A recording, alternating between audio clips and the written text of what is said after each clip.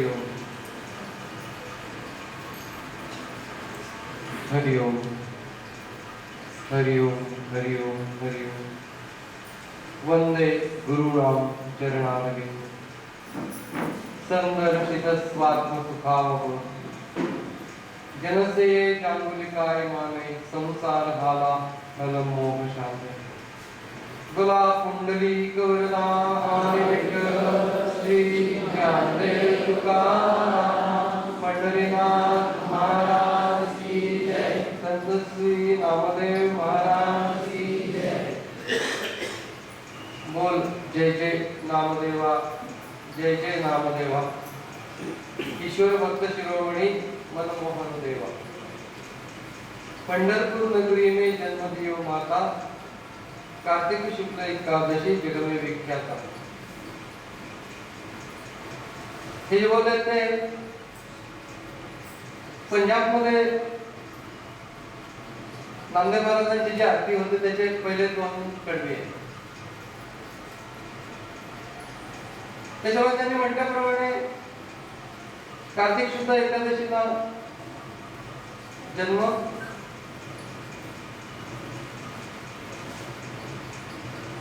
म्हणजे 26 ऑक्टोबर 1270 आणि पुण्यतिथी ती आज आषाढ वद्य त्रयोदशी 3 जुलै 1350। हे सगळं जरी असलं तरी आपल्याला तिथे सणावळीशी काही घेणं नाहीये,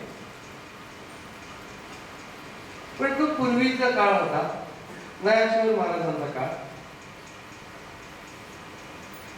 आणि नामदेव महाराज म्हटले तर आपल्याला परिचित आहे किंवा आहे योगी 28 विठ्ठल रूपा म्हटलं की नामदेव। आषाढी कार्तिकी भक्तजन येते, चंद्रभागेमध्ये स्नान जे करते, दर्शन येळा मात्र तयावय मुक्ती केशवाचं आपलं पावे ओवाळते। आणि मग त्याच्यानंतर गाणीनं लोटांगण वंदेनं चरण, डोळ्यांनी पाहिलं रूप तुझे, प्रेमे आदरणीनं आनंदे पूजेनं भावे ओवाळीनं म्हणे नावा। आणि मग ते झाल्यानंतर हळूहळू प्रसादाकडे पण जात असतो। त्यामुळे त्या प्रसादाच्या वाटेवरती नामदेव महाराज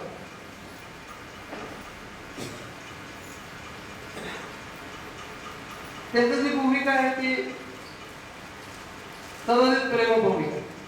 नामयाचे प्रेम केशवची जाणे, म्हणून केशवाचे राहणे नामदेवापाशी। केशव तोची नामा, नामा तोची केशव, प्रेम भक्ती भाव मागत।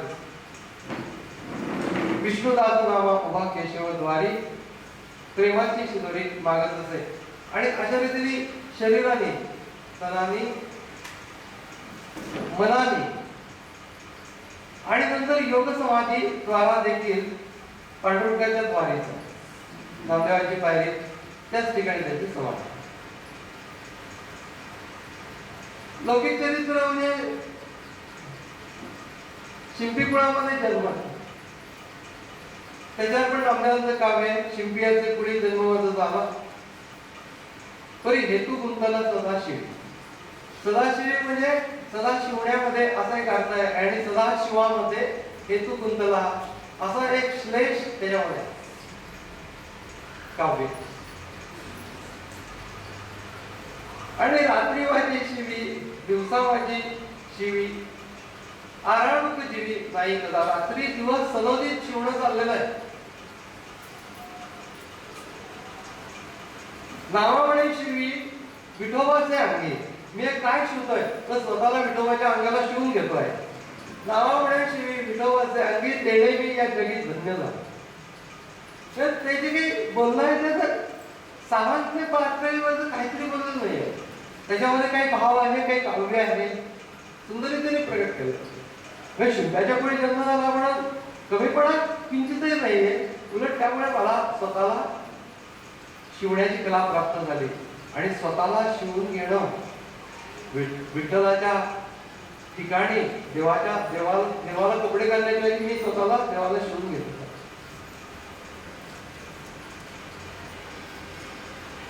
त्यानंतर अजून एक गोष्ट आहे नामदेव महाराजांची, म्हणजे जी सुरुवातीलाच आपल्याला बघायला पाहिजे की त्यांचा जो भाव आहे तो कृष्णाचा जो सखा पेंद्या होता त्या पेंद्याचा भाव आहे. त्यावेळेस कृष्णाच्या कथेमध्ये त्यांना खूप गोडी आणि त्या कृष्णाच्या कथेमधली गोडी ते वर्णन करत असताना त्या कथेच्या मध्ये असणाऱ्या सगळ्या ज्या बालवलीला फार सुंदर रीतीने वर्णन. कृष्ण असं म्हणतो त्या सगळ्या गोपाळांना छोटेच असतात एकदम की आपण चला जाऊ आणि दूध लोणी दही ताक ते मी तुम्हाला देतो. सगळी पोरं छोटी छोटी त्याच्या पाठीमागून गेलो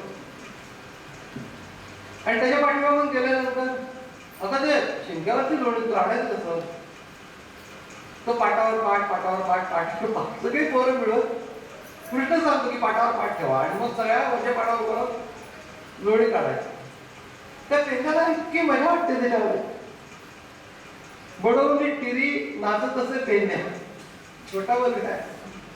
बडवली टिरी नाचत असे पेंद्या बलिले गोविंदा युक्ती केली.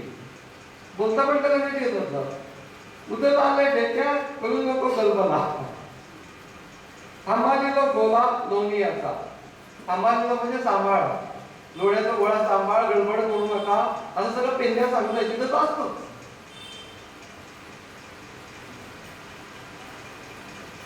तसंच भांडाभांडी करताना सुद्धा खेळामध्ये कृष्ण नेहमी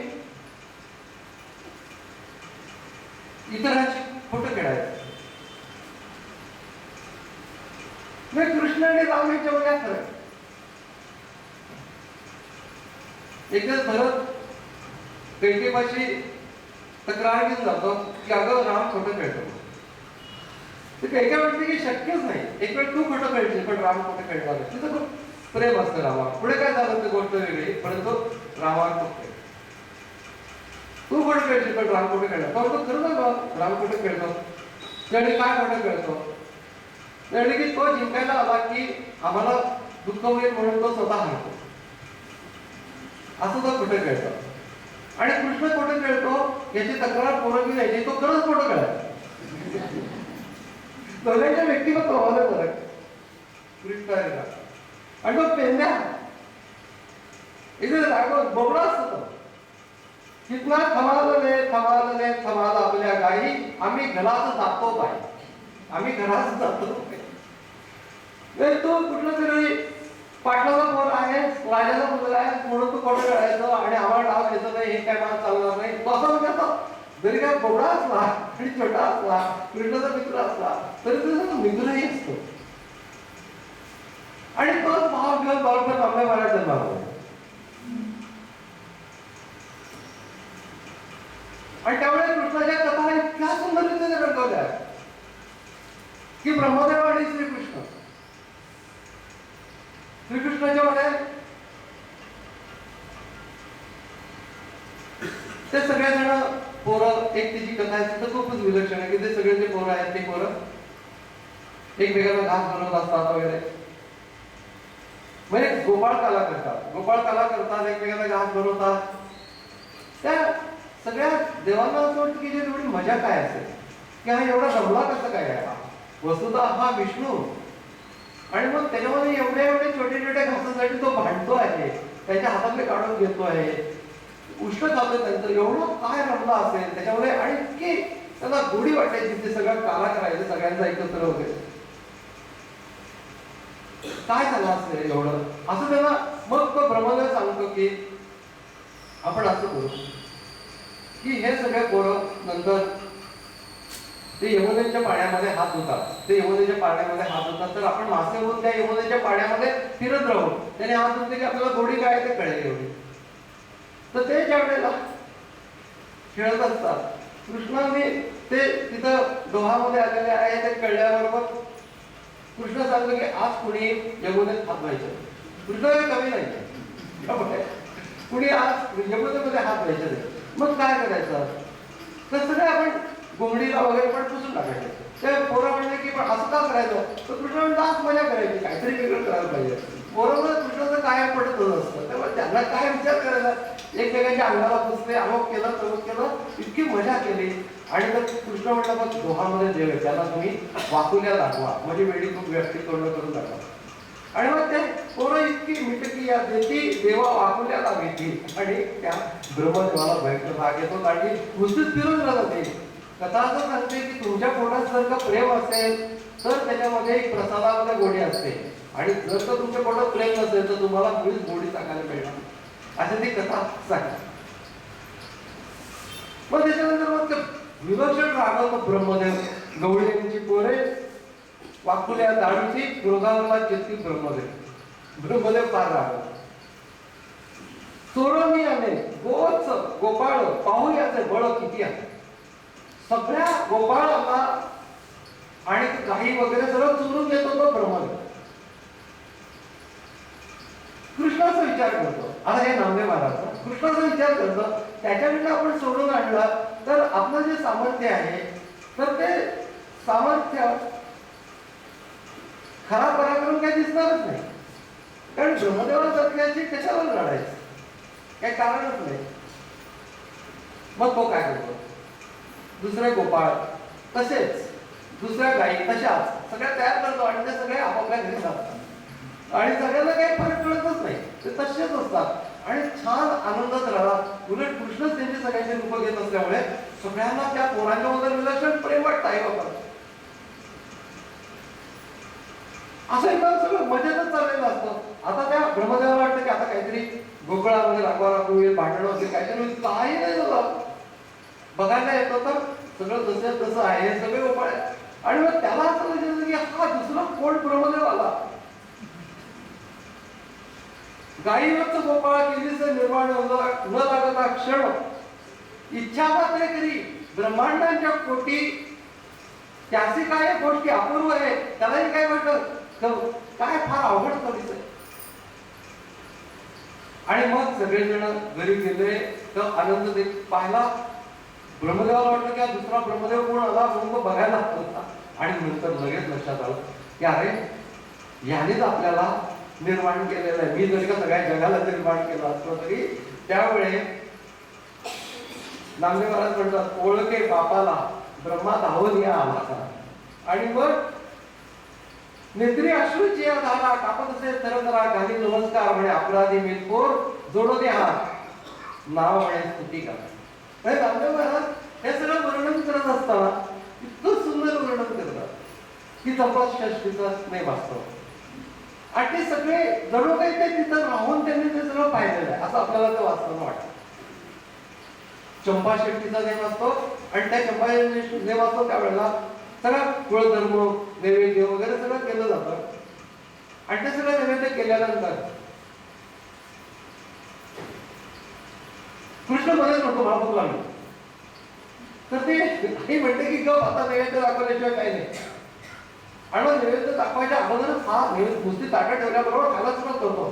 ती म्हणते की आता तुला म्हणजे तो जो कुळधर्म जो असतो तो मार्तंडाचा असतो, मल्हारी मार्तंड त्याचा कुळधर्म असतो. आणि ते म्हणते की मार्तंडाचा आता तुला शाप लागेल. आणि मार्तंडाचा शाप लागेल तर मग काय करतं तर तुझा चेहरा वाकडा होईल अमक असं भीती घालते. मग कृष्ण खरंच तसं करायला चेहरा वाकडा असे हात करून तोंड चालायचं काय जे काही जे काही करणं शक्य आहे ते सगळं वेगळ्या वेगळ्या प्रकार करून टाकतो. यशोदेला खूप भीती होती. खरंच याला शाप लागला असं तिला वाटतं. आणि मग ते देवऋषी वगैरे असतात ना ते अंगात येतात अमुक अमुक त्याला सगळ्यांना बोलवतो. ते धूप वगैरे लावायला लागतं, सूप वगैरे ते वाजवतात आमचं आणि हा तर वेळा वाजलेला मंत्र म्हणायला लागतात. आणि त्यांची खूप भीती वाटते ते अशी ताडी बिडी काय पण आणि ते वेळेवाकडे काहीतरी उपयोग करत असतात. ते हा वेळच लागलेला याला कृष्णाला. तो वेळेवाकडे असा काय राघव त्याच्याकडे बघतो त्या देवऋषीला भीती वाटत पळून जातो. आणि ते पळून गेल्यानंतर मग हे या बायका त्याला सांगतात यशोदेला की तू असं कर की तू गणपतीचं व्रत कर. मी उपवास करायचा. त्याच्यानंतर चतुर्थीला रात्रीच्या वेळेला चंद्र येतो त्याच्या वेळेला नैवेद्य वगैरे दाखवायचं, असं सगळं व्रत करतात. त्यावेळेला ऐसे वचन ऐकून कृष्ण नाथे सत्य गणेशाचे केले तेव्हा एक मासा थोडी देवे नाही केली प्रचिती ते आली यशोदा.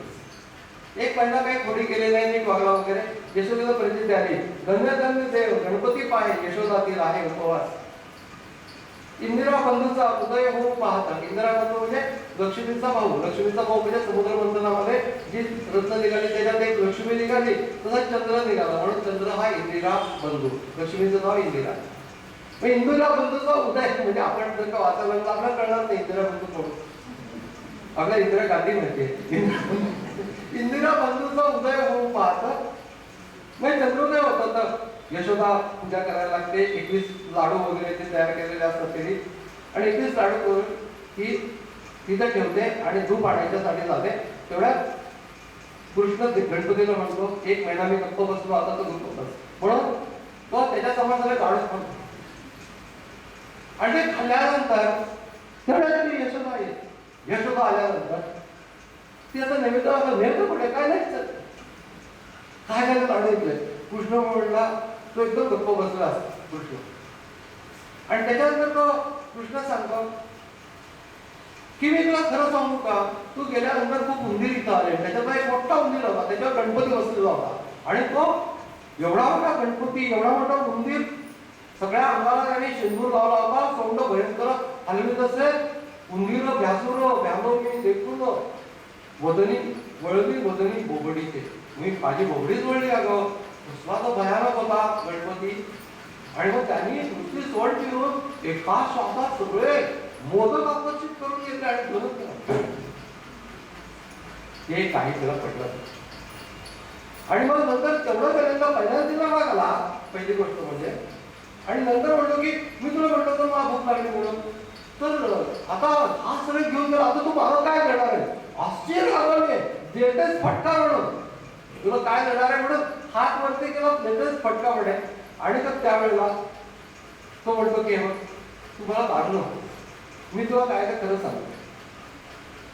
तर ती म्हणली माता म्हणे कृष्णा पाहू तुझे बदल लाडू तुझी पूर्ण बक्षी आले, तूच खाल्लेले लाडू. कृष्ण म्हणतो अगं ते लाडू एवढे माझ्या मुखात मावतील कसे. 21 लाडू ते माझ्या मुखात कसे मावतील. गणपतीच घेऊन गेला आणि हा गणपती घेऊन गेला आणि माझ्यावरती आळा. असं त्या गणपतीकडे बोलतो, तुला अजूनच राग येतो. त्या गणपती जेव्हाकडे बोलत होतास बघ तुला मी मारते म्हणून. तुझं तोंड उघड बरं, काय काय काय त्याच्यामध्ये घातलेलं बघू दे. म्हणून ते तिरून उघडतो. तर त्यावेळेला कृष्ण नाते तेव्हा मुख पसरले ब्रह्मांडे देखील मुखा माझी असंख्य गणपती दिसती वदनी पाहत असे नयनी यशोदा.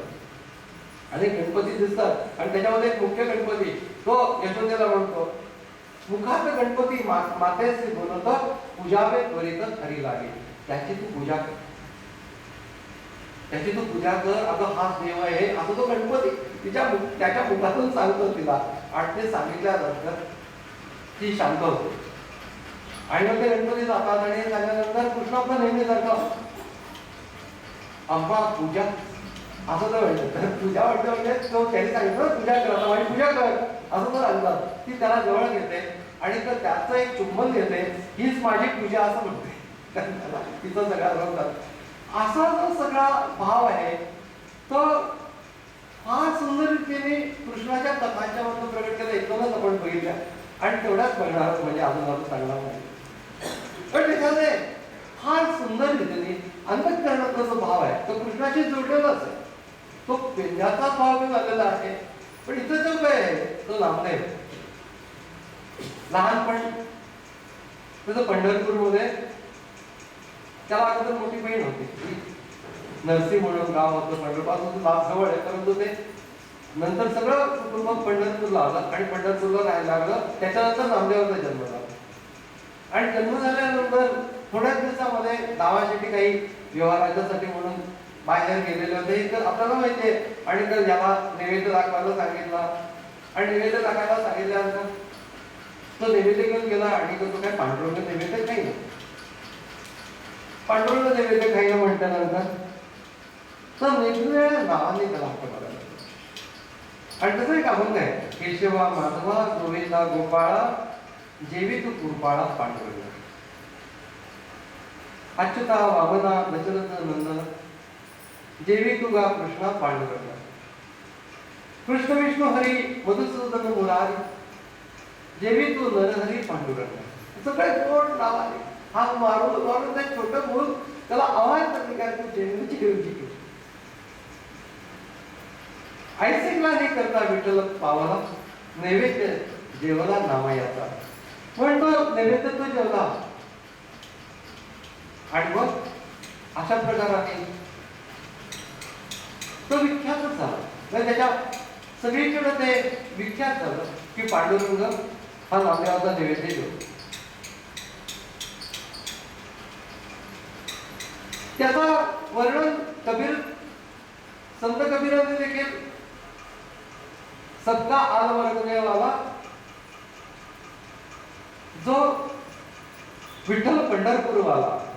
आणि त्याच्याबद्दल जे बोलताना कबीराने म्हटलेलं नामा दर्जी बड़ा हटेला आपसे दूध पिलाया है बंदा उसका नारा मादा जनी खाना खिलाया है. त्याने तुला सगळं खाऊ पिऊ घातलेलं आहे असं कबीरांनी देखील. कबीर हे नामदेवांच्या नंतर जवळजवळ 100 वर्षात नाही काळ त्यांना सुद्धा दिलं. आपल्याला त्याच्यामध्ये शिकायचं नाही. ते बरेच वाद असतात ते वाद नाही तो भाग फक्त आपण बघायचा. हा जो आहे तो अशा रीतीने जरी का पांडुरंग जीवन असलं तरी देखील हा मुलगा जसं वाढत होता तसा तसा पांडुरंगाचं प्रेम इतकं वाढायला लागलं. त्याचं काही दुसरं ना नोकरी करण्याची त्यावेळेस पद्धत नव्हती. पण तो जो धंदा करत होता ते धंदा करता नव्हता काही करत नव्हता. पांडुरंगाचं प्रेम इतकं विलक्षण वाढून गेलं. आणि असं करताना एकदा त्याला औंढ्या नागनाथाला गेला असताना तर त्याच्या अंगामध्ये चैतन्य जागृती झाली. आणि त्यामुळे त्याला त्या पांडुरंगाचा एक स्पर्शच अंतःकरणाला होऊन केला. त्याला ती आंतरिक अवस्था प्राप्त झाली होती त्यावेळेला. आणि योगायोग असा पुढे की पुढे त्याच जवळामध्ये सद्गुरूंची भेट. आई सांगत असते होती की तू हे सगळं बंद कर आता. पांडुरंग खूप झालं. गोडाई दामाशेट्टी गोडाई तिची आई आणि राजा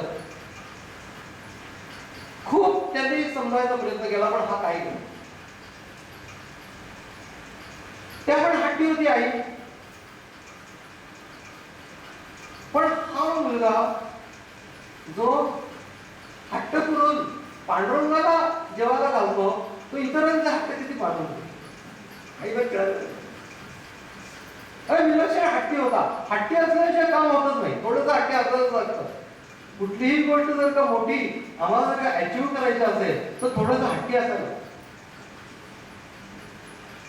यांनी तो उदंड कार्य केलं ते आपण बघणार. पण ईश्वर प्राप्ती ही मुख्य गोष्ट. त्याच्या बाबतीमध्ये त्याचा जो भावनिक संबंध होता विठ्ठलाशी तो इतका खोल होता की त्याच्यामध्ये त्याला कुठल्याही प्रकाराने कुठल्याही कृतीत काही कृत्रिमच वाटत नव्हतं. सगळं खरंच वाटत. तिथं पांडुरंग आम्ही नमस्कार करताना आम्हाला किंवा काही वाहताना आमच्या मनात येतं की त्याला देवालाही पोचेल का. तो समोर आहे ना पण तरी देखील मनात येतं. याचं कारण अस्तित्वाची जाणीव अत्यंत दृढ असतं तरी मग भक्ती करू. योगामध्ये सुद्धा आवश्यक आहे. परंतु तरी देखील हे याच्यामध्ये इतकं सहज होतं. आणि हट्ट करणारी असे एक मुलगी त्याला सापडली. पांडुरंगाच्या देवळात दारातच सापडली पंढरपूरला. तिचे आई वडील त्या काळामध्ये हलक्या जातीचे असं समजले जात होते. त्यांची मुलगी होती आणि तिला घेऊन ते पंढरपूरला आले होते. आणि त्या ठिकाणी तिने त्या पाहिल्या काय म्हणजे की आता मी तू घरी नाही येणार. आता मी तू घरी येणार नाही. त्या आई वडिलांना सांगितलं. खूपच प्रयत्न केले त्यांनी पण त्या पोरीने सांगितलं की मी आता इथं हलणार नाहीये. शेवटी इतके कंटाळले तिला टाकून निघून गेले. टाकून निघून गेल्यानंतर कोणतरी चुकलेली पोर आहे असं समजून तिला नामदेवाच्या सांगण्यावरून ते नावासाठी घरी घेऊन आले आणि तेव्हापासून ते शेवटपर्यंत त्यांच्याजवळ जमा दोन हट्टी माणसं आहेत.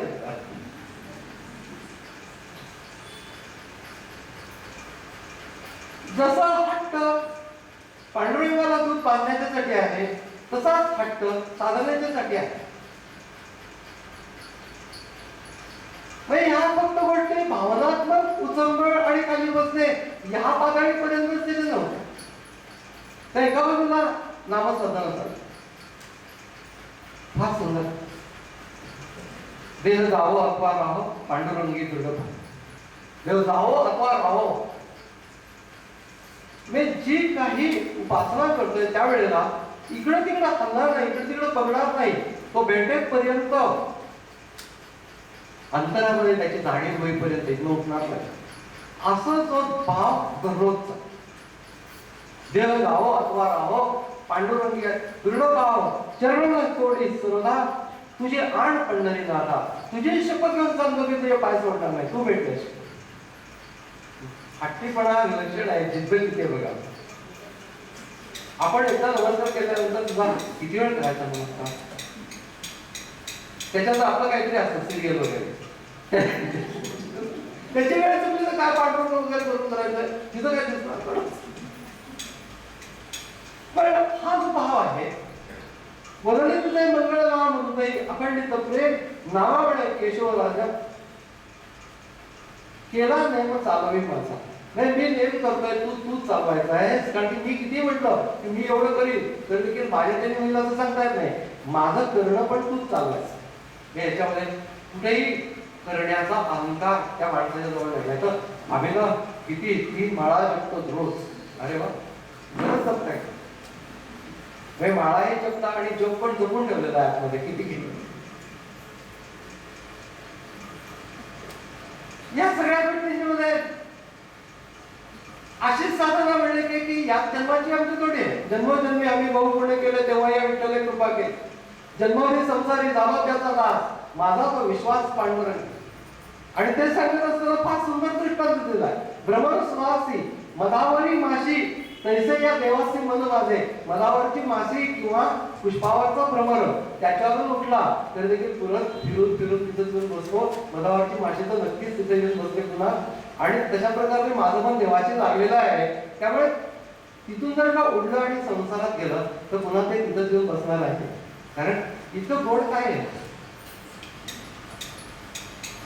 आणि नंतर ते सांगतं की संतांना सांगतात नावामुळे माझं पंढरीचे न्यारे हडसूची द्यारे विठोबासी. जर का मी चुकलो वगैरे इकडे तिकडे गेलो तर मला पंढरपूरला न्यायचं बरं का. आणि त्या विठोबा माऊलीला सांगायचं हे तुझं पोर कुठे चुकलं होतं तुझं लक्ष आहे की नाही असं तुला खडसावून बजाव मला त्याच्याजवळ. त्यामुळे पांडुरंगाशी बोलणं जे आहे ते सुद्धा खूप सुंदर आहे. साधक भावामध्ये आहे. आणि ते असं सांगतात की तू काय माझे गुण दोष आहे ते पाहत असलेस का तू. मी तुला सांगतो की काय गुण दोष माझे विचारसी आहे मी तो राशी अपराधांची. आणि तुला खरंच सांगतो माझं लक्ष नसतं अंगुष्टापासून मस्तकापर्यंत अखंड दुश्चित्त आचरण. दुश्चित्त आहे मला अजिबात नीट लक्ष नसतं कशा आहे पांडुरंगाचं. दुश्चित्त म्हणजे आपल्याला खूप माहिती आहे आपण असतो. एक जण ते मी मागे सांगितलं होतं कदाचित तुम्हाला आठवतं. 3 जण मित्र चौथ्याला स्टेशनवरती पोहोचले आणि स्टेशनवरती पोहोचल्याला गेल्यानंतर तिथं गप्पा मारत बसतात बाजूच्या कॅन्टीनमध्ये. आणि गाडी हे परदेशातली गोष्ट आहे. अगदी वेळेवर पटकन गाडी निघून झाली आणि ती गाडी निघून गेली. हे बघताय अरे गेली कारण. तर त्याच्यात थोड्याच वेळामध्ये दुसरी येणार आहे म्हटल्यानंतर ते म्हणतात त्याचा पण थोड्या वेळ बसतात आणि दुसऱ्या गाडीत पण ती येते आणि अनाउन्समेंट होते पळत पळत पळत निघतात. कारण आता ही पण जाईल काय वेळ पळत पळत पळत निघतात. आणि त्याच्यातले कसे बसे 3 जण त्या गाडीमध्ये चढतात आणि एक जण खाली राहतो. तर तो पहिला खाली गाडी चुकली हसत हसायला लागतो. शेजारचा म्हणून मला, अरे ती गाडी चुकली, हसतोच काय? तो म्हणलं ते 3 जण होते ना, ते मला सोडायला आले होते. दुष्ट कशासाठी काय चाललंय? नामदेव महाराज म्हणतात की माझं सगळं जे करणं आहे ते सुद्धा दुष्टितपण आहे, आणि दुसरी गोष्ट म्हणजे माझं थोडंसं खोटं पण आहे. खोटं पण आहे. पण खोटं जरी असलं, लटके तरी काय, तुझेच मी नाही. मी जर का खोटं गात असलो तरी तुझंच नाव मी गातोय. खोटं मला अगदी लक्ष देऊन गातोय, पण माझं लक्ष नाहीये, पण तुझंच नाव आहे एवढं मात्र नसते. लटके तरी प्रेम तुझेच यावं. खोटं प्रेम करतोय पण तुझ्यावर करतोय. खोटं प्रेम सुद्धा तुझ्यावर. एक गोड भाव आहे. सहजेची लटके असे माझ्या ठाई, तुझ्या ठिकाणी सत्य जितकं सहज आहे तितकंच माझ्या ठिकाणी खोटं सहज. असं ते पांढरं लटके तरी हवी तरी तुझे द्या. मी ध्यानाला बसतोय आणि ध्यानात काय काय काय काय काय काय उद्योग करतोय, पण तुझं ध्यान करतोय. खोटं असलं तरी तुझं ध्यान आहे. लटके तरी हरी करीन तुझे दान, लटके माझे मन तुझची चिंते. तुझं चिंतन करतोय, माझं मन खोटं आहे पण तुझं चिंतन करतोय. असं सगळ्या प्रकाराने सगळं खोटं आहे. संतांच्या पंगतीला मी बसतोय तरी देखील खोटंच आहे, पण चित्तामध्ये तुझं ध्यान आहे ते मात्र खरं आहे. मनामध्ये तुझं नाम आहे ते मात्र खरं आहे. ती गोष्ट खरी आहे, पण भावाकडे नाहीये. तर नामदेव म्हणतात की ऐसे लटके माझे मन सफळ तरी देवा. माझा काय खोट आहे ना, तो तू खरं करू नका. देवाला सांगतात. म्हणजे देवाच्या बद्दलचा जो भाव आहे त्याच्यामध्ये साधक भाव आहे. त्या साधक भावाच्या बरोबर एक प्रकारे देवाशी संबंध. नुसतंच कुठेतरी काहीतरी साधक भाव आहे आणि देवाशी काही संबंध नाही असं नाही. अर्थ पण आहे अतिशय तासावी असं ते म्हणतात. नामदेव महाराजांचे अर्थ ते करताना कधी कधी रागवलेले पण आहे. तुझा आणि माझा कार्य वैराकार दुःखाचे डोंगर दाखवायचे. आणि तू मला वैरी आहेस का? इतकं दुःख काढतोस.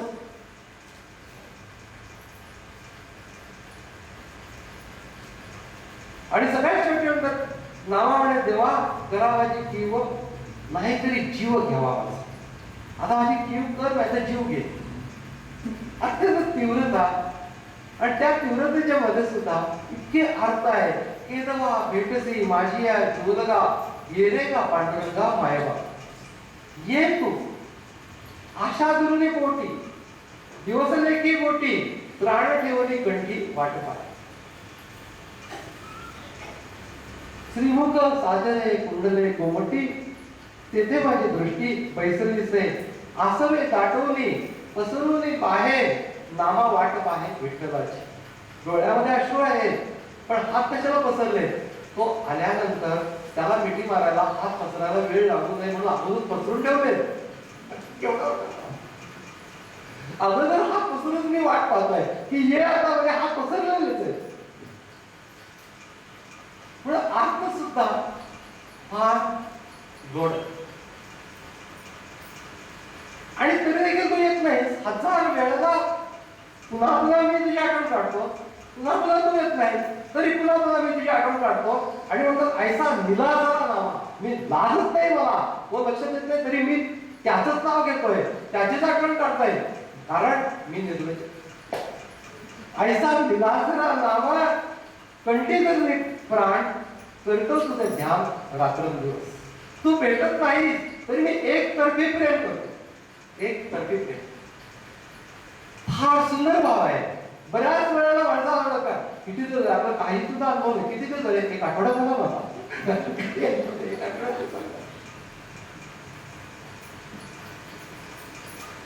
त्याच्यात 1000 गोष्टी आहेत.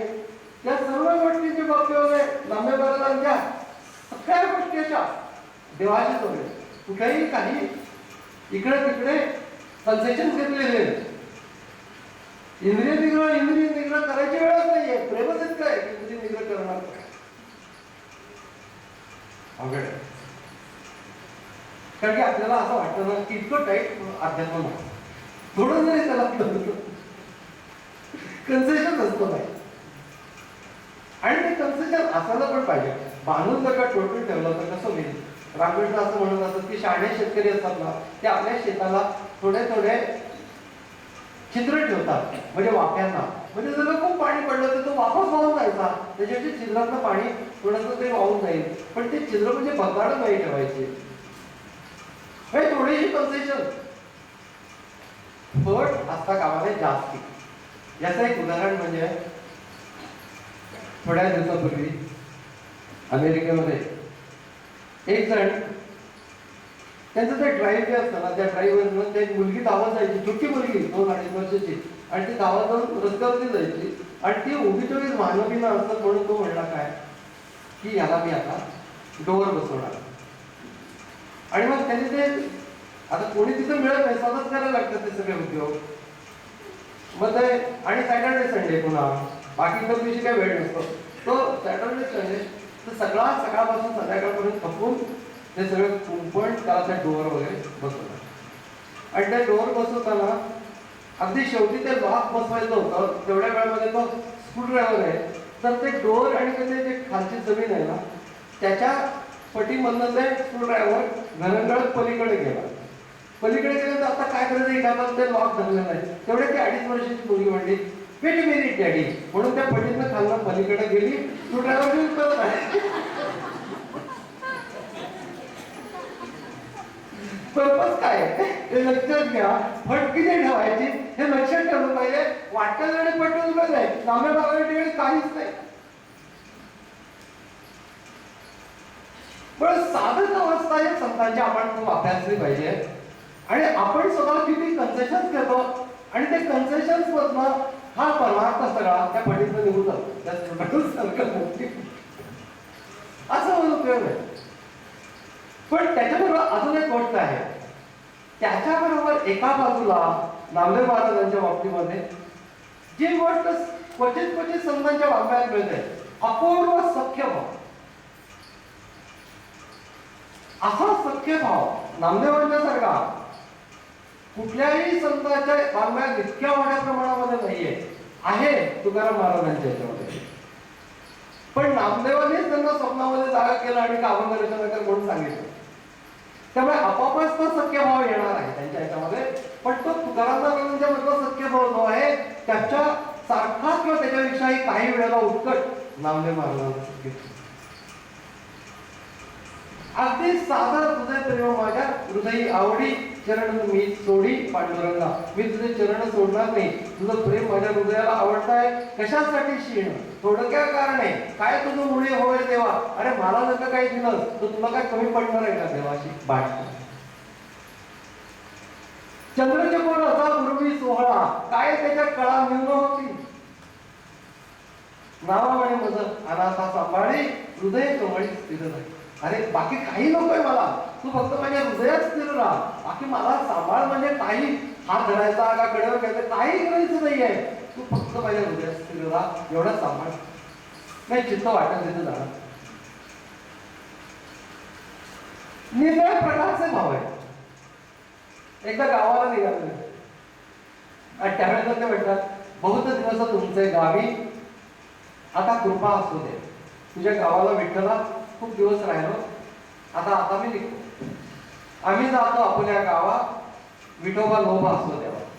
आता निघताना कसं बोलतात ना तसं, तुझे पायी माझे मन, माझे ठाई तुझा प्राण.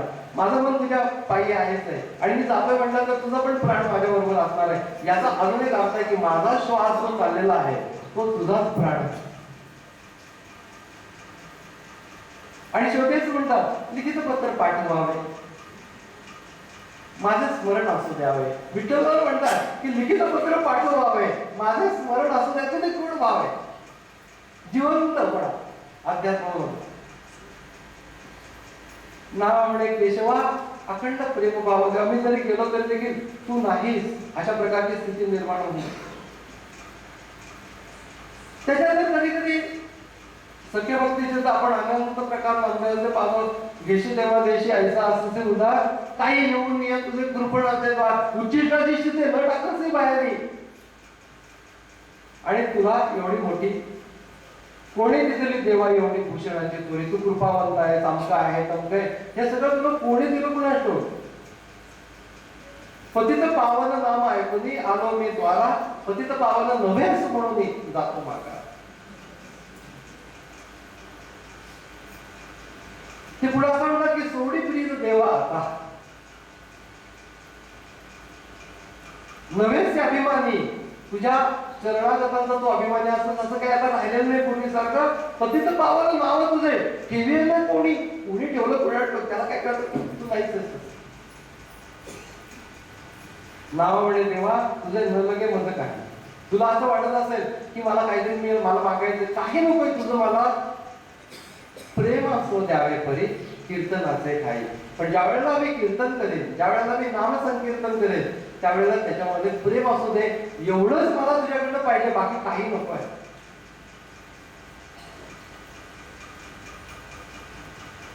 कित्येक प्रकार आहेत. नामदेवाने पंढरीनाथाला आता पकडून ठेवलं. आम्ही शरणागती सांगितली वासना ते तुळा नारायणा अंगीकारली. आम्ही वासना टाकून दिल्या त्या सगळ्यात तू घेतल्या. म्हणून मी प्रसन्न व्हावया अमुते ओसरले चित्ते चालवेसे. अंतःकरणात प्रेम नाही, उगीच आमच्या बरोबर चालतोय पण ते काय खरं तू आमच्या बरोबर नाही.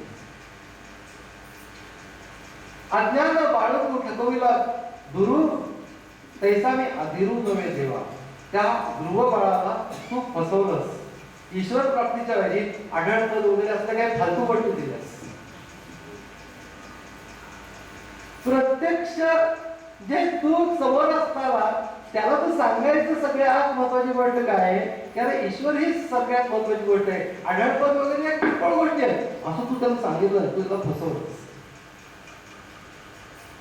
पुढे असं ते म्हणतात की विभीषणा दिली सुवर्णाची नगरी कीर्ती ही तुझी हरी वाखाणली. विभीषणाला मात्र सोन्याची नगरी तू दिलीस अशी तुझी कीर्ती तिचं वर्णन करतात. वैरियाचे घर बेदे तू घेतले, लाच देऊन त्याला घेतलं, त्याचे त्याच दिले नवल काय. तर तू काही काय त्याला भाग मोठं देत नाही. कुणाच्याच बाबतीत तू असं करत नाही, सगळ्यांना तू फसवतोस. एकाच ते चित्त, एकाच ते शरीर, संपत्ती आणि वित्त, एकाच ते चित्त हिरोनी घेतली. मला काही नकोय, माझे सर्वस्व तू घे. तुझे नको काही मनोरथाची नाही ताण मज. नावा म्हणे केशवा जन्मजन्मांतरी करीन मी हरी सेवा ऋण. तुझ्यावरती माझ्या सेवेचं ऋण करीन, जन्मजन्मांच्या सेवेचं ऋण करीन आणि मग तू ऋणाई होशील आणि मी मालक होईल असं होणार. काय काय भाव इतके विलक्षण आहे. एका ठिकाणी ते धरण करून बसलेले आहे, तो इतका सुंदर आहे. वारंवार काय विनवावे आता समजावे चित्ता आपुलिया. किती वेळा मी तुझी विनवणी करायची, तुझ्या चित्तात काही कळत नाही का. तू काय म्हणते कंटाळेला हाची जाईल उगाची उठवणी या. असं जर करायला लागला मज लागे देवा दाशी चुकवणी आणि न धुळून तुझं लागे. दृढ भक्तिभाव प्रेमाचा हा दोरा बांधीन सत्वरा तुझ्या पाळी. नामा म्हणे बोल काय विडो आता, म्हणजे एखाद्याला बोल गचंडी करून बोल असं म्हणतात ना तसं. नामा म्हणे बोल काय विडो आता, भेटावे सर्वदाई आता बरे मला तू भेट याच्यामध्ये तुझं कल्याण. देवाचा म्हणलं नामे महाराजांचा भाव हा पचवणं शक्य नाही, नुसतं आपण तसं म्हणू पण शकत नाही. खूप सुंदर आपण त्याच्यानंतर गळ्यातच पडायचं देवाच्या, हा नामे महाराजांचा स्वभाव आहे. तो काही म्हणलेला नसतो बिचारा, पण तो नामे महाराज त्याच्या गपचूप त्याच्या गळ्यात जाऊन पडतात. ते बघण्यासारखे एका अभंगामध्ये अपत्याचे हित किरजे त्या जनके जरी वेळे मिटके झाले ते. अपत्य जर का वेळ मुलं असलं तरी बापाने त्याचं हितच करायचं असतं की नाही देवा. तर देव म्हणणार हो काय करणार, कैसे मी पोचणे तुझे जीवन ग. तसंच मी तुझं मूल आहे, वेडमुख मूल आहे, त्यामुळे तुला त्रास मला सहन करायला लागणार की नाही. आता काय करणार, तू त्रास देतो सहन करायला लागणार. तैसे मी पोचणे तुझे जीवन ग, पण नुसतं जीवलग म्हणू नकोस. अंतरीचे सांगत तुझे काहीतरी अंतरीचं तुझे सांगशील की नाही. पण मी तुला कुठे जीवलग म्हटलेलं आहे, हाच म्हणतो मी तसं जीवलग आहे तुझा, पण नुसतं जीवलग म्हणू नको, तू म्हणतच आहे हा. तरी पोचणे तुझे जीवन ग, अंतरीचं सांग तुझे काही. आणि बाकीचं मी नाव तुझे सर्व व्हावे चित्ते वित्ते जिवे येईन पाहिजे. तुझं मी नाव राखणार आणि मुलंच बाबाचं नाव राखत नाही. तुझं मी नाव राखणार आहे की नाही? आता मूळ बाबाचं नाव राखतं तसं मी तुझं नाम राखणार आहे, नाव राखणार आहे. हा त्याचा एक अर्थ आहे. आणि जरी तेव्हा ही न म्हणशील बघत आणि तू फार वाईट आहेस, ही नाहीस असं जरी का तुला वाटलं तरी तसं बोलू नकोस. कारण आपलं मूळ ही नाही असं म्हणण्यात बापालाच लाज वाटते, तुला लाज वाटते. असं फिरून फिरून फिरून देवाच्या गळ्यात लागायचं. नामदेव महाराजांची सत्यभक्ती विलक्षण इनुचा प्रपंच आणि तो लटका, इतकासा छोटासा प्रपंच, तो लटका तेढे तुझं वाचतो का झाकीय नाही एवढ्याच्या प्रपंचानी तैस्याच्या मज घालून या केव्हा स्वामित्रोही देवा करशी कैसा. मेरूची या गळ्यात बांधून मशक, मेरू पर्वताच्या गळ्यामध्ये एक चिलट बांधतोस आणि त्याला त्याच्याकडे पाहायला होतोस आणि त्याला दुसरं काही दिसतच नाही आपण केवढे आहोत काय. तसं तू जीवांचं करतोस. जीव वस्तू तर शिवरूपच आहे, पण संसारूपी चिलट त्याच्या गळ्यात बांधून त्याला तू सांगतो त्याच्याकडेच बघायला लावतोस. इतका बांधलेला असतो तो जीव संसाराला. स्वतःचा संसार, आपल्या मुलाचा संसार, मुलीचा संसार, मुख्य म्हणजे बायकाला हे फार मुलाचा संसार ते करतात, पण मुलीचा पण संसार करत असतात एका बाजूला. तिला शिकवत असतात तसं वा काय काय म्हणतो धांगरटेच मेले सारखं तिला काहीतरी शिकवत बसायचं आणि तिची काळजी करायची, सारखी काळजी करायची. एक बाई अशी मरते आणि ते कावळा शिवणं वगैरे प्रकार चालू असतात आणि जाम काही कावळा शिवणं. ते कावळे त्या दिवशी काय झालं वाटतं काय बोलत नाही, तिच्या पिंडाला इकडून तिकडे फिरत राहतात. आणि मग काय करतात मुलगुण काय काय बोलत असतं. तेवढ्यात तिची मुलगी येते धावत नेहमीप्रमाणे उशिरा आणि मग ते कुणीतरी सांगतात अगं कावळा शिवत नाहीये. एकदम म्हणजे आई गॅस बंद करून आले म्हटल्या बरोबर कावळा. प्रपंच किती आपण सोड आपलं समजलं कशी काही नाही माणसाला सुचतच नाही. नामदेव महाराज मेरूच्या गळ्यात चिलट बांधून त्याला त्याच्याकडे पाहायला लावतो. नाव म्हणे देवा कळली तुझी माव, तुझी माया कळली, माझा मी उपाय करीन. आता मी स्वतः उपाय करेन. काय उपाय करीन असं मनामध्ये येऊन जातात.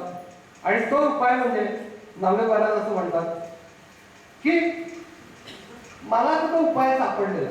लपलासे तरी नाम कैसे नेशी, लपलासे तरी नाम कैसे नेशी, आम्ही अहर्निशी नाम घेऊ. जाऊ दे तू नाही मिळाला, नाही भेटला, कुठल्याही प्रकारे प्रतिसाद नाही दिला, काही बिघडत, तुझं नाम माझ्याकडे असलं की पुढे. तुकाराम महाराजांनी पण हे दृष्ट केलंय. तुका म्हणे ना त्याने पुढे माझे काम बस, तू नाही भेटलं तरी. पण असं तुला हे सांगून ठेवतो की ते नाम मी असं पक्क धरू की त्या नामामुळे आमच्यापासून तुला दूर जाता येणार नाही. आम्हापासून या जाता नाही तुझं ते हे वर्म बीज नाम होत. आम्हाच तर तुझे नामाची पाहिजे मग भेटी सहज देणे लागे. भोळी बघते आम्ही चुकलो होतो वर्म, नक्कीच देवाला धरण्यासाठी काय करायचं त्याचं वर्म रहस्य चुकलो होतो. सापडले नाम नामयास, जे नाम मिळालं त्याने त्याला असं काही पक्क धरून ठेवलेलं आहे की आता तुला जाता येईल. आता फक्त तुला एकच करायचंय, नाम तर मी घेईन, फक्त तिचं प्रेम देणं एवढं काम तू मात्र करायचं. किती सुंदर भाव आहे. त्याच्यावर पांडुरंग असं म्हणतात गिरे गिरे नाम्या दिले माझे प्रेम घे, गोकी माझे नाम सर्व का, शिरावरी हात ठेवी तसे माझा अहंकार तुझा गेला म्हणून. भक्तिसुख देवे दिले नामयाते, नामा परमामृते तृप्त झाला. आता लहान मुलं ते नामदेव म्हणजे आता तो नाम मनाली मोठा झाला तरी तो देवापाशी खूप लहान.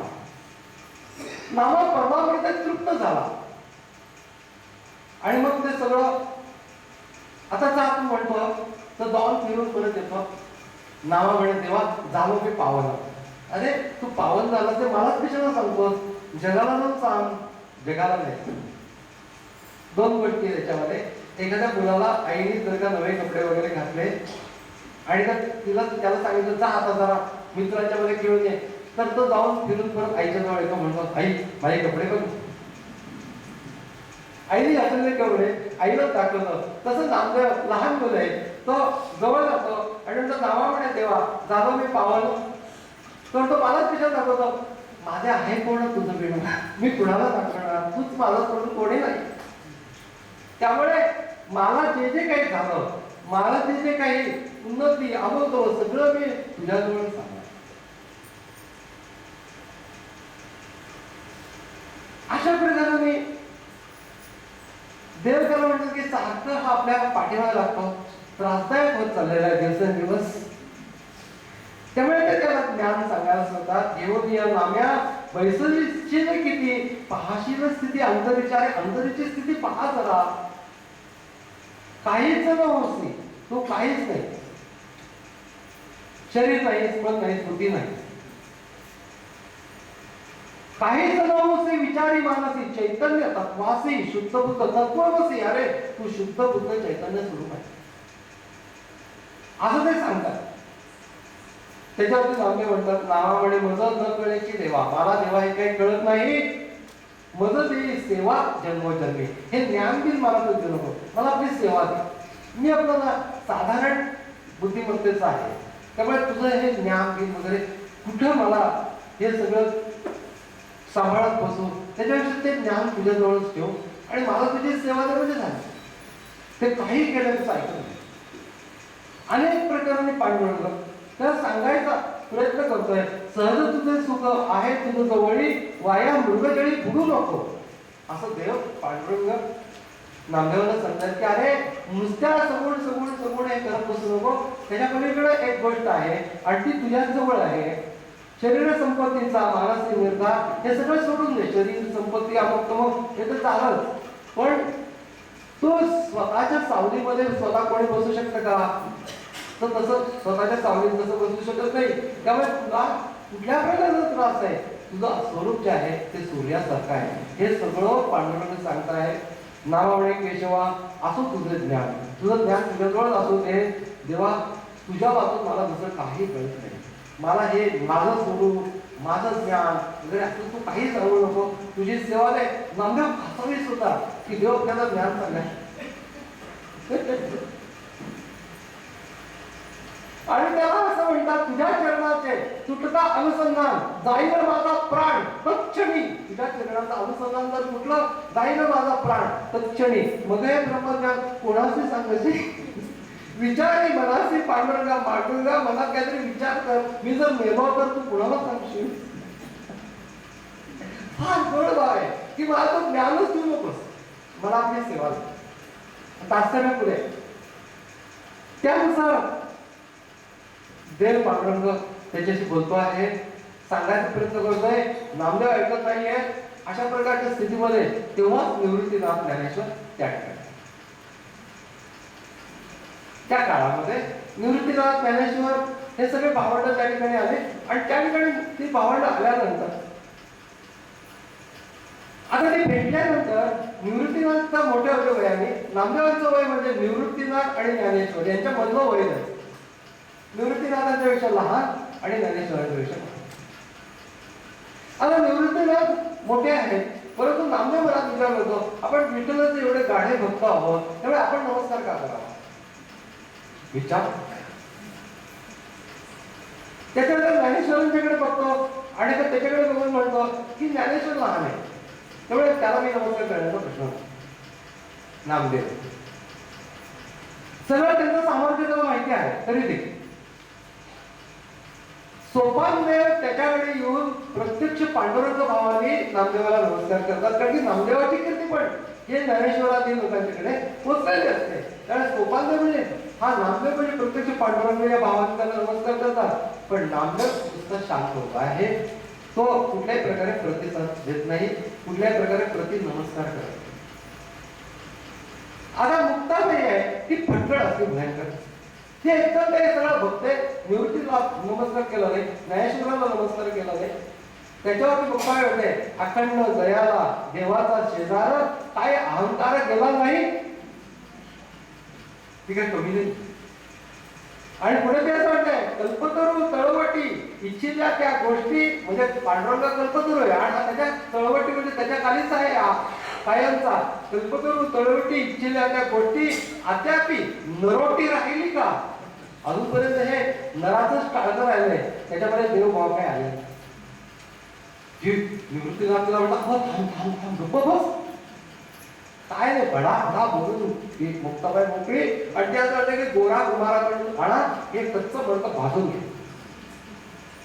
निवृत्तीनाथ म्हणतात की हा जर का या योग संप्रदायामध्ये आला तर त्या योग संप्रदायाला एवढं तरी ऐश्वर प्राप्त होईल, प्रेम भक्तीचं मोठं ऐश्वर प्राप्त होईल, त्याला योगाचं ऐश्वर प्राप्त होईल. हा भाव निवृत्तीनाथाच्या मनामध्ये आहे आणि नांदेडच्या मनामध्ये असा प्रकारचा भाव नाही, त्याला मोठेपणा आहे. आणि ती म्हणते की याचं मडकं कच्चच आहे. आणि तो गोरा कुमार येतो आणि खरंच ती स्थापित त्याच्या डोक्यावर मारतो, म्हणतो कच्चा आहे. सगळ्या संतांनी मिळून कट केलाय असं नामदेव होता. आणि पांडुरंगाकडे जाऊन गाराणं घेतो आणि पांडुरंग सांगतो की ते म्हणतात ते बरोबर. औंढ्यात आणला मला तुझा. आणि तिकडे गेल्यानंतर आता असे विसोबाचे म्हणजे निवृत्तीनाथांनाच अनुग्रह त्यांना ज्ञानदेवांच्याकडे मिळाले. विसवा केंद्र त्या ठिकाणी नामदेव जातात, पाहिजे ते शंकराच्या पिंडीवरती ठेवलेले आहे. नामदेव बघतो, म्हणतो हा दिसला सद्गुरू. आणि तो म्हणतो काय माहितीये, शब्द काय वापरतोय, उटी उटी प्राण्या प्राण्या. माणूस तुला कळत नाही, प्राण्याला जे कळतं ते तुला कळत नाही. पाय ठेवतो त्याच्यावरती शंकराच्या पिंडीवरती, उटी उटी प्राण्या. आंधळा तू काय, आंधळा येतं काय, देवावरी पाय ठेवले. त्याच्यावर म्हणतो की बाबाने भरपूर थकलेलो आहे, पाय उचलत नाही, जिथं देव नाही अशा ठिकाणी तू ठेवलं बाबा.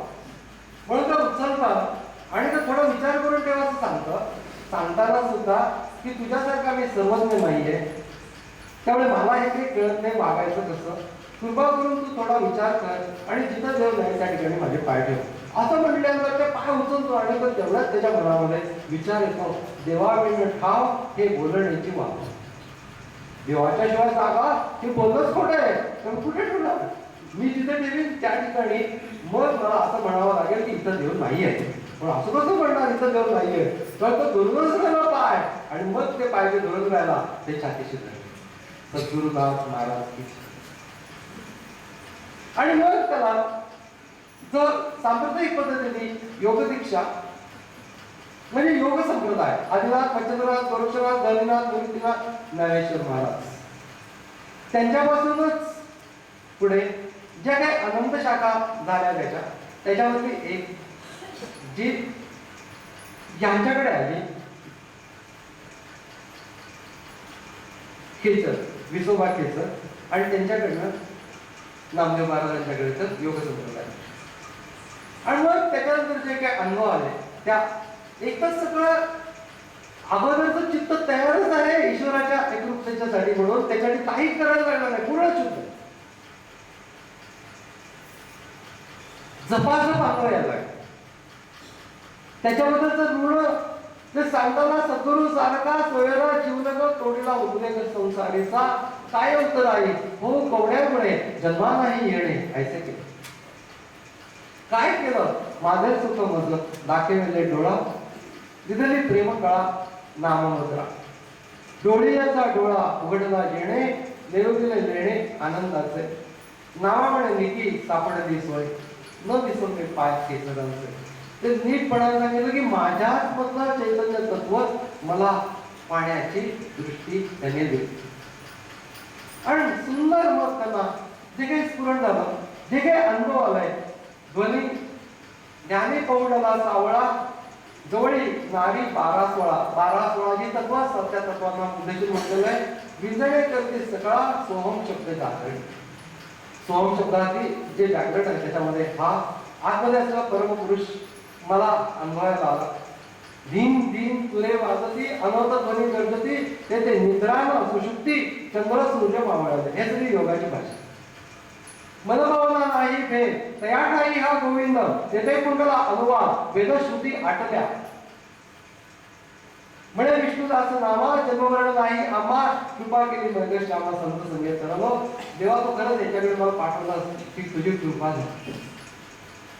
आणि कृपा झाली तर फार सुंदर अनुभव सांगता सांगता त्याच्याबरोबर एका बाजूला अतिशय सुंदर अशा त्या अनुभूतीच्या वर्ण आलेला मन झाले मन वासना कल्लिला उत म्हणजे वरती या भागामध्ये मन वरच्या भागामध्ये उत येतो माणसाला त्याच्यातला नाही.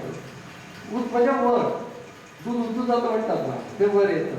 त्याचप्रमाणे शरीराच्या मध्ये हा जो वरचा भाग आहे ज्या ज्या लोकांना आहे त्यांनी लक्ष तर त्याच्यामध्ये त्या ठिकाणी लक्ष दिला. तिथं लक्ष देऊन मंत्र घेता घेता हळूहळू मनाला त्याच ठिकाणी राहण्याची सवय लागते.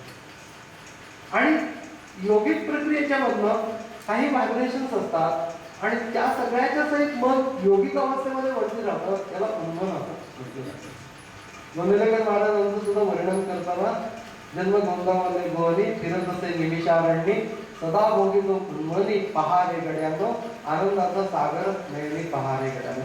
हे म्हणले तरी योगाचे सगळ्या संतांची म्हणून आम्ही उन्मन वासना कल्लीन देखले हरिचरण सर्वाटाई म्हणजे सगळी ठिकाणी तो ईश्वर आहे असं मला अनुभवायला आलं. आणि ते अनुभवायला आल्यानंतर जणू काही तो देवच आता माझ्यामध्ये आविर्भूत झाला असं म्हणायला खरं तर नको. पण मला तो अनुभव नवीन आहे. तो आजच असला तरी त्यामुळे ते म्हणतात कोटी दिवाळ्या दसरे आम्हा आहेची झाले बरे. अरे कोट्यामध्ये दिवाळ्या दसरे केल्यानंतर जो आनंद मिळला त्या आनंदापेक्षा हा आनंद जास्त आहे. घरोघरी ओवाळणे विठ्ठल देखाला नाही. सगळ्यांच्या देहरूपी घरामध्ये तो आहे आणि मी माझ्या डोळ्याने तो पाहिजे. झाला सुखाचा शेजार अंतःकरणाला ईश्वराचा शेजार झाला सुखाचा शेजार करा नामाचा गजर. नाम याचा स्वामी आला ब्रह्मादिका आनंद झाला. ब्रह्मादिका आनंद झाला. कुठलं ब्रह्मादिकाचा आनंद करायला सगळ्या आनंदाला आनंदच मिळतो बाहेर सगळी जगात आनंद आहे. इवन ब्रह्मदेवाला सुद्धा आनंद झाला असं सांगू. या सगळ्या गोष्टी करताना हळूहळू इतके रमले की त्या योगाच्या अवस्थेमध्ये पांडुरंग नावाची स्वतंत्र गोष्ट नाही. तो सगळीकडे आहे माझ्या आतमध्ये आहे. त्यावेळी कुठून पंढरपूरला जाण्याची आवश्यकता नाही. पांडुरंग इकडे दासवळीत झाला इतकेच नामदेव गेलेला आहे आणि तो इथंच नाहीये. मग पांडुरंग कुत्र्याचं रूप घेऊन आला. नामा स्वयंपाक करत बसलेला होता आणि तेवढ्यामध्ये त्याने तिथली जी रोटी आहे त्यांनी केलेली ती पळवली आणि हाती घेऊन तूप वाटी नामा धावे श्वाना पाठी. हाती घेऊन तूप वाटी नामा धावे श्वाना पाठी थांब थांब रे जगजटी कोरडी रोटी खापाची. मग ते कुत्रं थांबलं. त्याच्याकडे वळून त्यांनी पाहिलं तर हसून ते बोललंय श्वान. त्यावेळेला ते हसलं. आता कुत्रं कसं हसलं असतं.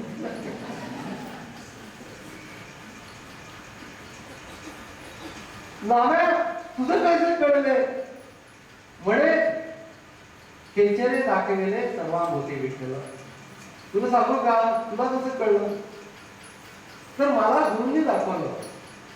तू मला सांगितलं नाहीस की मी सगळ्या ठिकाणी आहे पण माझ्या गुरुंनी मात्र दाखवलं की तू सगळ्या ठिकाणी आहे. म्हणून कवीला मी असं म्हणतात हरीचे तू मत हे तर जर हरिजन असं हे तू हरीच्या पाठीमागे लागू नको संतांच्या पाठीमागे लाग. माल मुलूक हरी देत आहे हरिजन हरिपोत देत. त्यामुळे माल मुलूक एवढंच तो फक्त देव देणार तुला गुंतवून ठेवणार पण जे संत आहे ते तुला देवच कसा प्राप्त करून घ्यायचा त्याची प्रक्रिया सांगते.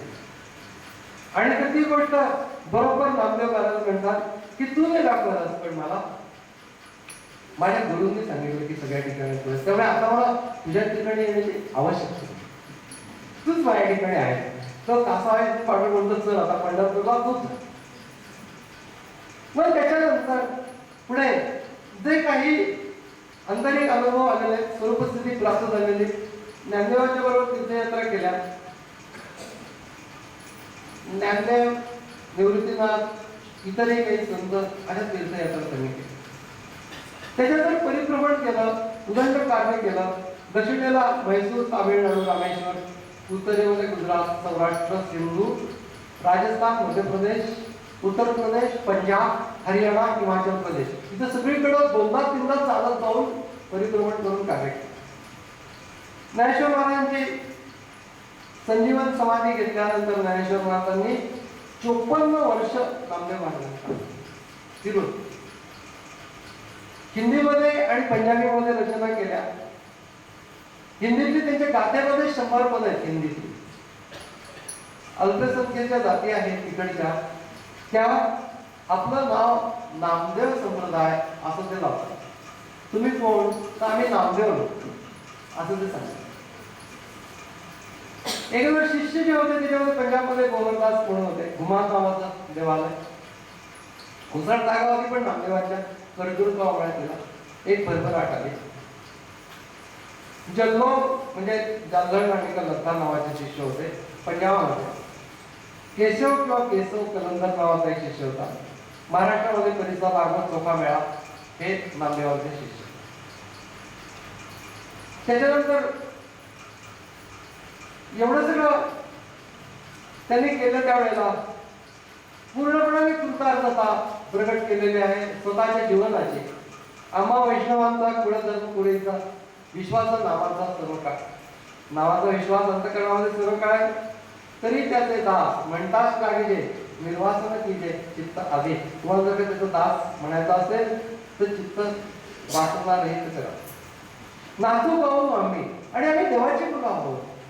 आम्ही आता काहीतरी तत्वज्ञानाने जोड झालेला चेहरा वगैरे काही करणार नाही. आम्ही नाचू गाऊ आम्ही आनंद कीर्तनी, भुक्ती मुक्ती दोन्ही मागू दे. देवा मला मुक्ती पण दे आणि का चांगलं आयुष्य भोगायला पण दे. दोन्ही गोष्टी मागू. का बरं? आमचा बाप आहे तो, त्याला आम्ही काय पण मागू शकतो.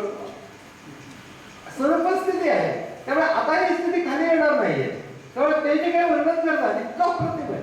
मोकळेपणाने वृत्तीसहित मन पुढे प्रेमडोही नाटवी ती देवी देहभाव. एक मार्ग सांगितलं की वृत्तीसहित मन पुढे प्रेमडोही, देवाच्या प्रेमामध्ये मन बुडून गेलेलं आहे अशी अवस्था. भक्तीच्या मार्गाने असं करता करता तुझं मन देवाच्या प्रेमात बुडून गेलं म्हणजे असं निर्वृत्ती होतं.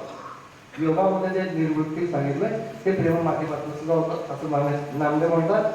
सगुणी निर्गुणी एकची आवड, पण योग मार्ग सोडलेला नाहीये.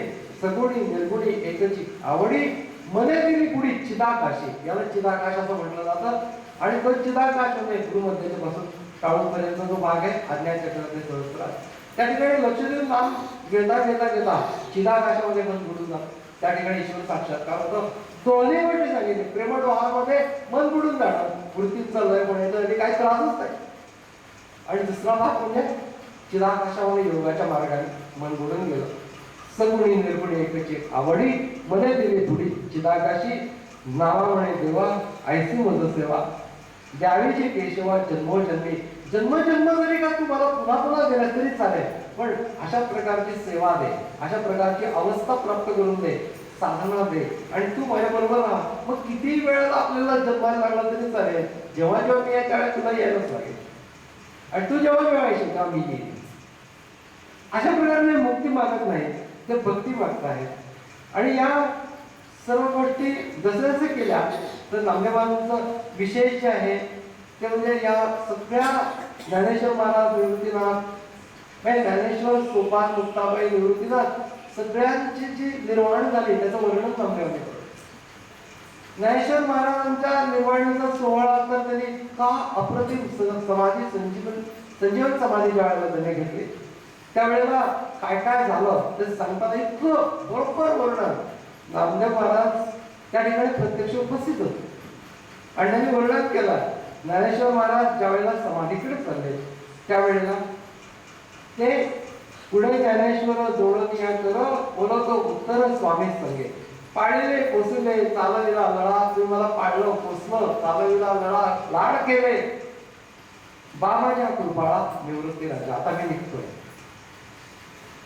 स्वामीच्या योगे झालं स्वरूपाकार.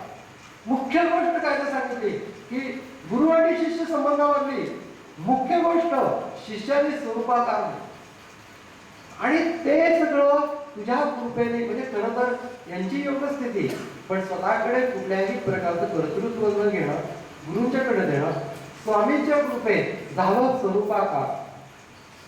उतरलो पार माया नदी पार उतरलो. आणि असं सांगितल्यानंतर त्यांना कल्पना होतं. निवृत्तीदास म्हणाले, अमर्यादा कला केली नाही येणे गुरु शिष्य पदक सिद्धी नाही. अमर्यादा कधी केली नाही, कधी भाऊबोड लाग मारली नाही एका गुरुकडून झाल्यानंतर. वस्तुता 2-1 वर्षाचाच फरक, पण तेवढ्या ह्याच्यामध्ये सुद्धा कधीही निवृत्तीनंतर म्हणले नाही गुरुराज. गीताचा अवघा घेतला सोहळा, गुह्य भोग्य माळा नेवविला, फेडली डोळ्यांची अत्यंत कारणी, आता ऐसे कोणी सखे नाही.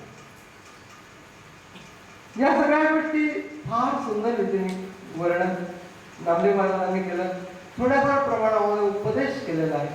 ते उपदेश करताना सुद्धा नाही नीट जे काही करायचं ते खरं करा, खोटं करू नका, लबाडीने परमार्थ करू नका. माणसाने केली एकादशी, केळवर होते उपवाशी, यज्ञ करता पारण्याची, धावून घेऊची उंदीर. माणसाने जर का एकादशी गेली तर पारणं काय करायचं, ते उंदीर खाऊन पारणं काढतात. म्हणजे विषयी माणसं परमार्थ करतात, त्यावेळेला सुद्धा त्यांचं मन हे झाल्यानंतर कुठला तरी उपभोग घ्यायचा याच्यामध्ये तुरंबलेला असतो. तसं करू नका. लांडका पैसाला ध्यानस्थ तोवरी असे निवांत, जो पेट सुटे आकांत बघ घात तरी बच्चाच. नंतर पुढे म्हणतात, श्वाने देखील स्वयंपाक जोवरी जागे होते लोक, मग निजली निश्चंत चारी भांडी फोडली. चारी भांडी फोडलेली म्हणजे धर्म, अर्थ, काम, मोक्ष सगळ्या गोष्टी फोडून फेकून दिल्या आणि विषयाच्या नादी लागल्या. ऐसा प्रकारच्या भक्ती असते त्या नेणुकीती, एक ओळगा लक्ष्मीपती म्हणे विष्णुदास नामा. आणि तुम्ही असं समजू नका की तुमच्यावर जोपर्यंत प्रसंग आला नाही तोपर्यंत तुमचं सगळं अध्यात्म बरोबर चाललेलं आहे. पण प्रसंग आल्यानंतर जर का तुम्ही राहिला तरच ते अध्यात्म कसाला लागतं.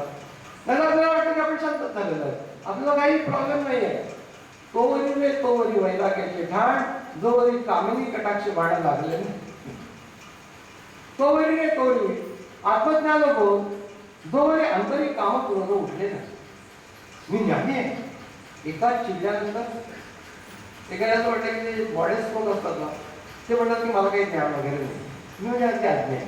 आणि तुम्ही जेव्हा म्हणता की खरंच तुम्ही आज्ञा आहे, त्यावेळेला खूप राग होता.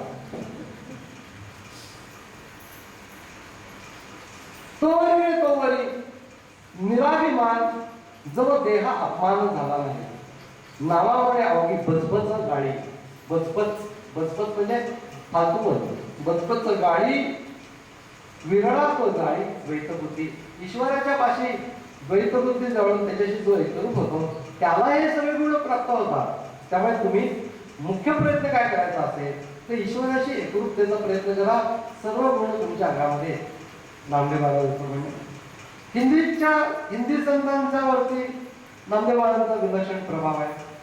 त्याच्यामध्ये विशेष करून नामदेवांच्या वरती गोरक्षनाथांचा प्रभाव आहे. एकंदर तो जो भाग जो आहे तो हिंदी साहित्यामध्ये मीराबाईंच्या वरती म्हणा किंवा कबीरांच्या वरती म्हणा, अनेक दोह्यांच्या मध्ये सुद्धा असं लक्षात येतं की नामदेव महाराजांचा प्रभाव फार मोठा आहे. पायोजी म्हणजे रामरतन पायो हे आपल्याला मीराबाईंचं माहिती आहे, पण नामदेव महाराजांचं अगदी बरोबर त्याचप्रमाणे एक पद आहे की जी गोष्ट आम्हाला असं वाटतं की ती फक्त संतांच्या बाबतीमध्ये कधी कधी असा नक्की प्रभाव पडू शकतो. नामदेव महाराजांचा प्रभाव रामदास स्वामींच्या वरती सुद्धा आहे. रामदास स्वामींच्या ज्या अभंग रचना आहेत त्याच्यातल्या कित्येक अभंग रचना या नामदेव महाराजांच्या सारख्या आहेत. त्यांचे शब्द सुद्धा त्याचे सुरुवात तशीच आहे, भाव पण तसाच आहे. त्यामुळे नामदेव महाराजांची छाप नंतरच्या सर्व संतांच्या वरती, ज्ञानेश्वर महाराजांच्या शब्दांची छाप किंवा विचारांची छाप जशी नंतर संत वाङ्मयावर आहे त्याचप्रमाणे नामदेव महाराजांची छाप, आणि ती छाप जी आहे ती फक्त महाराष्ट्रीयन संतांच्या वरती नसून हिंदी संतांच्या वरती विलक्षण छाप आहे. आता पायोजी म्हणजे रामरतन धर्म पायो, मीराबाई म्हणजे नामदेवांच्या नंतर 150 वर्षांनी तर त्याच्या अगोदर नामदेवांचं पद आहे, पायो राम रतन धन भाई, जातो कबहो न लगे काही, नाम जहाज भक्ती घेऊ तू, आभय सागर तर आई, गुरु प्रसादी साधकी संगती, भाग पडे ते पायी. अगन ताचे कीडान लागे, धरती दरयोन जाई, खावत खर्चत तोटी न आवे, सद्गुरु कला बताई. हे अगदी जसं आहे तसंच तोच भाव आणि जो शब्द सुद्धा तशाच प्रकारचे. पायोची महिने राम रतन धन पायो, आणि त्याच्यामध्ये ही गोष्ट खर्च नाही तुटे, चोर नाही लुटे, दिन दिन घडतच वाय. सगळे शब्द तो भाव तसा कबीरांचे सुद्धा कित्येक साख्यांच्या मध्ये जे नामदेव महाराजांनी जे म्हटलेलं आहे तशाच प्रकारे हिंदू पूजे देहुरा, मुसलमान पूजे मसीद, नामा सोयी सेविया, ज्या देहरू नमस्ते. नामा त्या ठिकाणी पूजा करतो की ज्या ठिकाणी देऊळ पण नाही आणि मशीद पण नाही.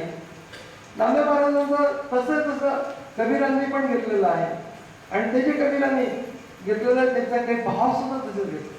मैं बावरी मेरा राम भरतात रचरची तको करू सिंगार, ताकदीने निरनिराळ्या प्रकाराने प्रयत्न करून मी शृंगार करतायत. राम माझा भरतार आहे असं नामदेव महाराजांचं मत आहे. आणि का कबीराने म्हणलं की हरि मेरा पीर मैं हरि की बहुरिया, किया सिंगार मिलन के ताई, काहे न मिलो राजा राम गुसाई. का बरं तुम्हाला मिळत नाही रामा, मी अशा प्रकारे शृंगार करून बसलेलो आहे असं कबीराने बरोबर ती कल्पना सुद्धा तीच आहे. पण याचा अर्थ त्यांनी ते वाङ्मय चौरी केले असं तो भाग नाही. त्यांनी त्यांचं वाङ्मय वाचून आपापच तो भाव त्यांच्या अंतःकरणामध्ये प्रकट होतो आणि त्याच्यानंतर तशा प्रकारचे शब्द येऊ शकतात. पण ही फार मोठी लक्षणीय गोष्ट आहे की नंतरच्या ज्या काव्यावरती मराठीमधल्या अवंग रचनांच्यावरती नामदेव महाराजांची छाप आहे आणि तुकाराम महाराजांच्या याच्यावर पण नामदेव महाराजांची छाप ते तर उघड. पण हिंदी संत कवी जे नंतर होऊन गेले त्या सगळ्यांच्यावरती नरसिंह मेहता सगळं त्यांनी कित्येक ठिकाणी नामदेव महाराजांचा उल्लेख केलेला आहे. या सगळ्या संतांनी नामदेव महाराजांचा उल्लेख केलेला आहे. इतर मराठी संतांचा इतका उल्लेख केला नाही, पण ठिकठिकाणी या सगळ्या हिंदी संतांनी नामदेव महाराजांचा उल्लेख केलेला आहे. असं परिभ्रमण कार्य राजस्थानाच्या मध्ये बिकानेरजवळ 50 मैलावरती पहिल्यांदा त्यांच्या एका चमत्काराने पाणी लागलं, त्यावेळेस त्याला नामदेव कुवा असं म्हणतात आणि तिथे दर आषाढी एकादशीला तिथून ते परत गेले. पण तिथे यात्रा भरते. त्याच्यानंतर उत्तर प्रदेश, जबलपूर, मध्य प्रदेशमध्ये वगैरे अशा ठिकठिकाणी जर का बघितलं, राजस्थानमध्ये बघितलं तर नामदेवांची मंदिरं आहेत. आणि किती मंदिरं आहेत? 150 मंदिरं आहेत नामदेवांची.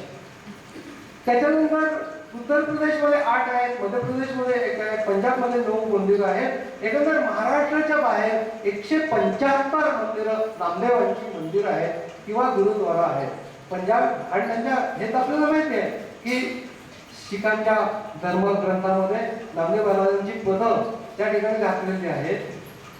आणि हे सगळे त्यांचे शीख भक्त आहेत, मुसलमान भक्त आहेत. आणि कबीरांनीच पहिल्यांदा हिंदू मुस्लिमांच्या एकत्रित करण्यासाठी म्हणून आध्यात्मिक पातळीवर प्रयत्न केला असं नसून सगळ्यात पहिला प्रयत्न नामदेव महाराजांनी केला.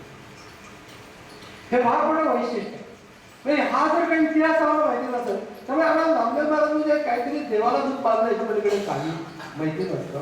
त्यांचा सख्य भाव, त्यांचं जे पण सख्या भावाच्या बरोबर नुसतंच प्रेम उचंबळते असं नसून योगिक सौंदर्य त्याला आहे. आणि त्याच्यानंतर असं उदंड काम 54 वर्ष परिभ्रमण करणं, तिकडच्या सर्व ठिकाणी नामदेव महाराजांचं आरती म्हटली जाते. आणि त्या आरतीच्या मधले जे बोल आहेत त्या बोलाच्या मध्ये सगळ्यात शेवटी ते असं म्हणतात की शरणागत की अब तुम आकर सार लिखो. आम्ही तुम्हाला शरणागत आहोत, तुझ्या मला सार याच्यातलं काय ते सांगा. डोलती नैया तो तुम जल्दी पार करो. आमची जी जीवनाची नैया जी डोलती आहे तिला तुम्ही लवकर पार करा. आणि ती जी आरती आहे ती आपण जरी काही इथं म्हणत नसलो तरी देखील या पंजाब प्रांतामध्ये, राजस्थानमध्ये या आरत्या म्हटलं. हे सगळं करता नामदेव महाराजांच्या एकूण व्यक्तिमत्वाचा जो विलक्षण प्रभाव आपल्या सगळ्यांच्यावरती थोड्याफार प्रमाणामध्ये त्यांच्या काव्यरचनाच्या वेळापेक्षा आरतीच्या मुळे आणि आरतीच्या संलग्न अशा प्रकारचा जो गाणीनं लोटांगणं वंदन चरण यावेळेला नामदेव महाराजांना पण नित्य स्मरण करत असतो.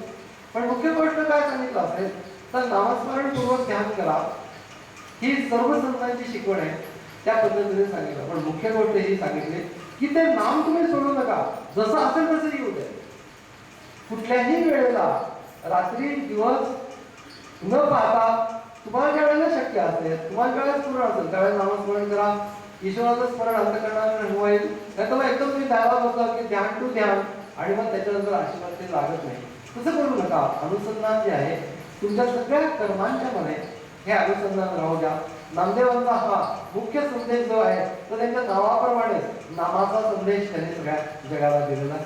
तो त्यांनी आपल्याला पण दिलेला आहे. आपण काही प्रमाणामध्ये ते करतो आहोत. ते नाम जास्तीत दृढ करत जाणं हीच नामदेव महाराजांची एक प्रकारे त्यांना वाहिलेली आदरांजली आहे.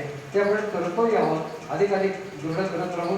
आणि आजच्या विशेष दिवशी ही जी काही सेवा महाराजांनी करून घेतली असंच मी म्हणेन. याचा आपण हा विषय कशाला निवडला असता, कारण नामदेव महाराजांची सेवा त्यांनी करून घेतलेली त्यांच्या चरणी अर्पण करतो. हरि ओम.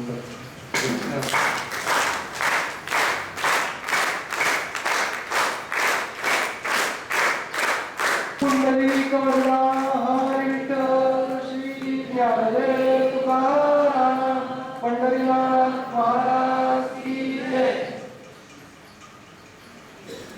याच्यानंतर अजून काही कार्यक्रम निवेदन वगैरे होतील आणि नंतर आपण शेवटचा जय जयकार